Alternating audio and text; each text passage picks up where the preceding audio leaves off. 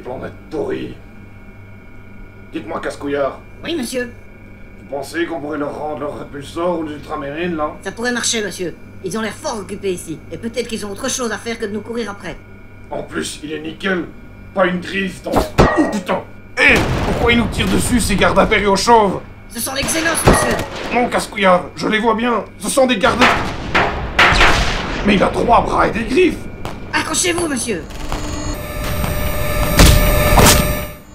Mais vous en avez niqué toute en peinture? Désolé, capitaine. Manœuvre d'urgence. Au moins, on en est débarrassé.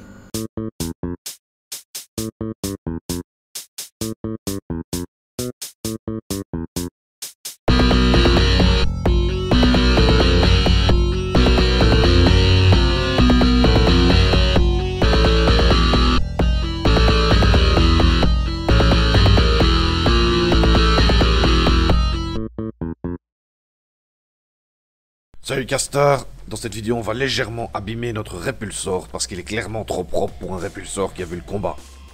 Bon, tu me diras qu'il est de la compagnie de réserve, si ça tombe ils passent leur temps à boire des bières et à regarder Imperium TV. Allez, au boulot.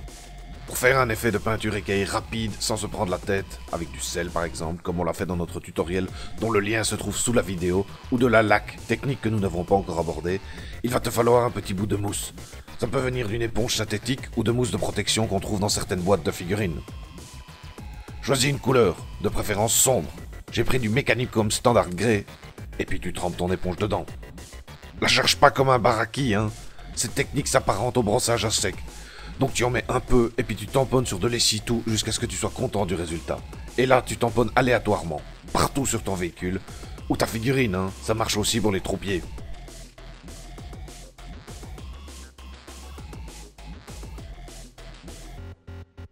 Répartis bien sur la totalité de la surface à travailler. Il ne faudrait pas qu'il soit plus abîmé d'un côté que de l'autre. Ce serait fortement disgracieux. Sauf si c'est l'effet recherché, bien sûr.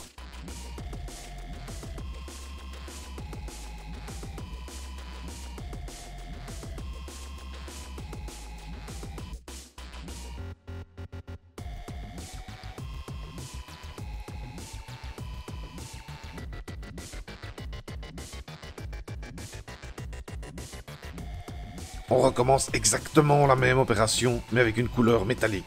Ici, du Lead Belcher.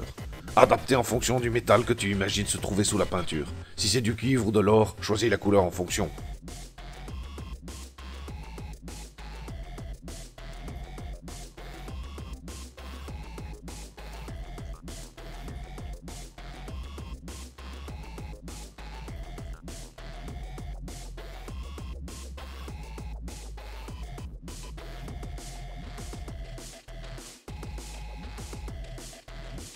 Bon, passons à d'autres types de dégâts, les rayures et les impacts. Pour faire des rayures et des impacts, il te faut 2 couleurs. Une couleur sombre, basiquement du noir, ou alors la couleur de base fortement assombrie au noir. Cette couleur servira à représenter l'ombre créée par la rayure. Une couleur claire, la couleur utilisée pour éclaircir la figurine ou le véhicule, ou encore la couleur de base fortement éclaircie au blanc. Cette couleur servira à représenter la partie de la rayure la plus exposée à la lumière. J'ai choisi du noir pour la couleur sombre et du Fenrisian Grey pour la couleur claire. Le principe est simple. D'une main sûre, trace un trait de couleur sombre à l'endroit où tu veux faire ta rayure. Puis tu prends ta couleur claire et tu fais un trait en dessous, accolé au précédent. Ceci en partant du principe que la lumière vient d'en haut et que l'ombre est projetée vers le bas. Évidemment, comme un imbécile avec mon trait quasi vertical, j'ai pas choisi le meilleur exemple. Pour un impact comme celui d'une balle, c'est le même principe. Fais un point noir bien rond de la couleur sombre. Et fais une sorte de petit U en dessous avec la couleur claire. Tu peux bien sûr utiliser cette technique pour faire des dégâts de toutes les formes.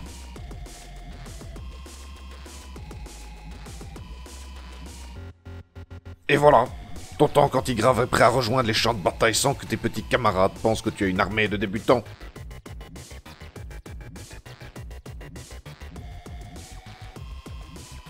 À la prochaine les castars, bisous hein.